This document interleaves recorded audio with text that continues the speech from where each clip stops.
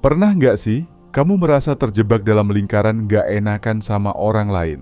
Nggak bisa nolak permintaan, takut dibilang jahat, atau khawatir bikin orang lain kecewa? Ironisnya, niat baik kita ini seringkali malah bikin kita sendiri yang babak belur. Capek fisik, capek mental, bahkan sampai burnout. Ini adalah paradoks dari sikap nggak enakan. Dan hari ini, kita akan bedah kenapa ini bisa terjadi dan gimana cara keluar dari lingkaran setan ini. Sebenarnya, sikap nggak enakan itu bukan murni karena kamu terlalu baik atau empati berlebihan. Jauh di dalam, seringkali itu adalah bentuk fear of rejection atau fear of judgment. Kita takut dianggap egois kalau menolak, kehilangan koneksi atau pertemanan, bikin orang lain marah atau nggak suka. Ini berakar dari kebutuhan dasar manusia untuk diterima dan disukai. Otak kita secara alami memproses penolakan sebagai ancaman, mirip seperti ancaman fisik di zaman purba. Jadi, secara bawah sadar, kita menghindari konflik atau ketidaksetujuan demi keamanan sosial kita. Disinilah paradoksnya. Semakin kamu berusaha menyenangkan semua orang, semakin kamu kehilangan diri sendiri. Kamu jadi bilang ya untuk hal yang sebenarnya kamu benci. Prioritasmu jadi berantakan karena prioritas orang lain selalu di atas prioritasmu.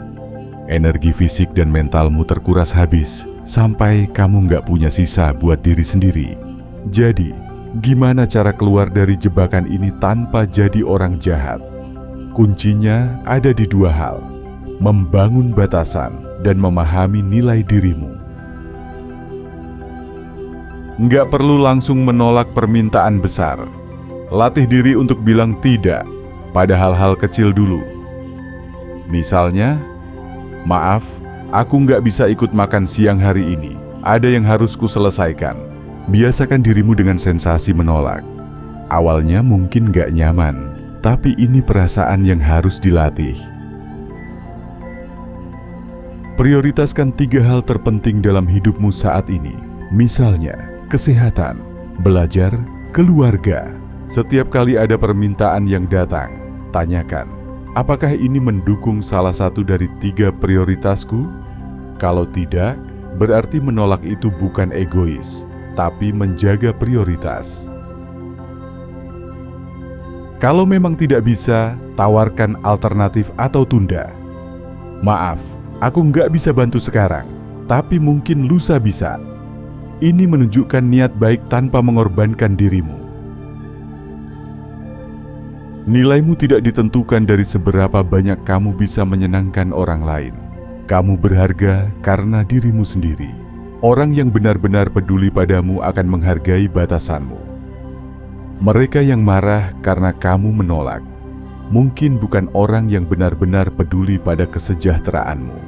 Membangun batasan itu bukan berarti kamu egois, tapi kamu sedang menjaga dirimu sendiri agar tetap bisa memberi dengan tulus tanpa merasa terkuras. Ini adalah bentuk self-care paling realistis yang harus kamu miliki.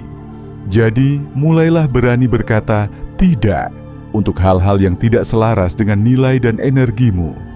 Percayalah, kamu akan merasa jauh lebih ringan dan bahagia. Punya pengalaman nggak enakan yang bikin capek? Cerita di kolom komentar ya.